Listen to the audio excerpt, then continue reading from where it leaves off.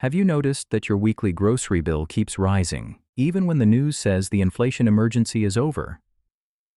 For many Americans, this question shows up every single week, right at the checkout counter. You see it when you pay rent.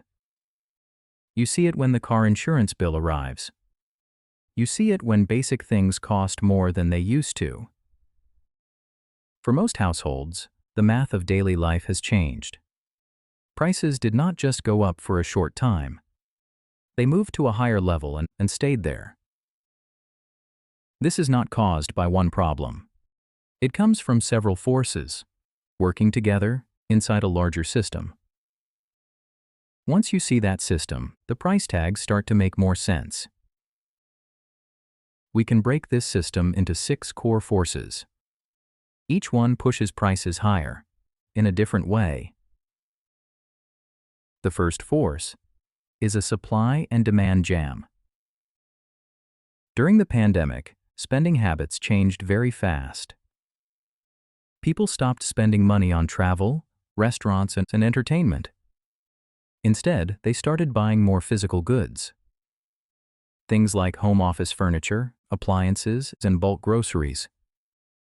Factories were not ready for that shift. Many were already shut down. Others had fewer workers. Shipping systems were stretched thin. This created a global traffic jam. Even after the world reopened, that backlog never fully cleared. When supply stays tight, prices stay high. The second force is trade and tariffs. For decades, the global economy was built around cheap production. Companies made products wherever it cost the least, then shipped them across the world. That system is changing. New tariffs act like a border tax. They raise the cost of imported goods. At first, companies try to absorb those costs. But over time, they pass them on to consumers.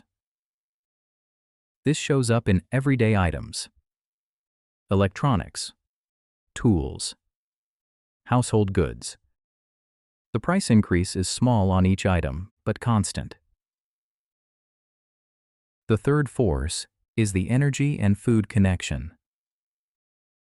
Energy is built into almost everything you buy. Oil and natural gas power factories. They move trucks. They heat buildings. Natural gas is also used to make fertilizer. When energy prices rise, fertilizer becomes more expensive. That raises farming costs. Farmers then charge more for crops. Food companies pay more. Stores raise prices.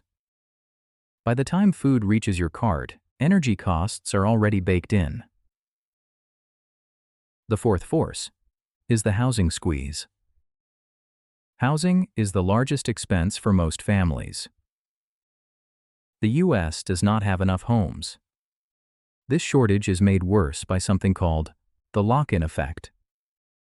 Many homeowners have very low mortgage rates from previous years. If they sell today, they would need a new loan at a much higher rate. So they stay put. Fewer homes are listed. Supply stays tight.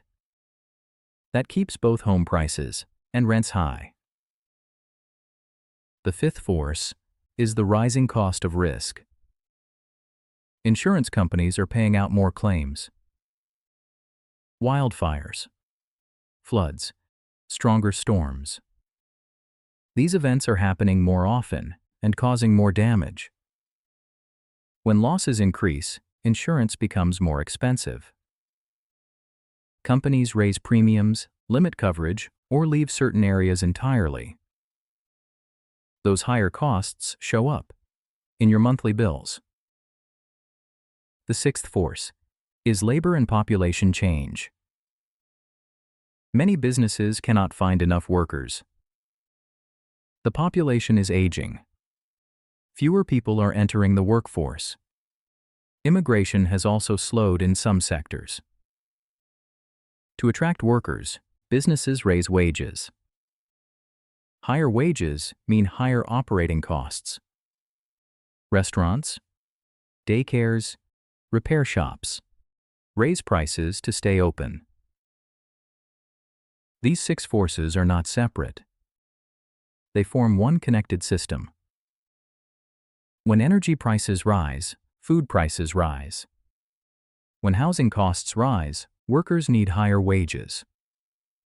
When wages rise, business prices rise. Each part pushes on the others. That is why prices move together across the economy. Understanding this system does not make life cheaper, but it does explain why prices feel permanently higher. The economy is adjusting to a new baseline for what it costs to build, move, and protect the things we use every day. This is Simplexplain, complex ideas simply explained.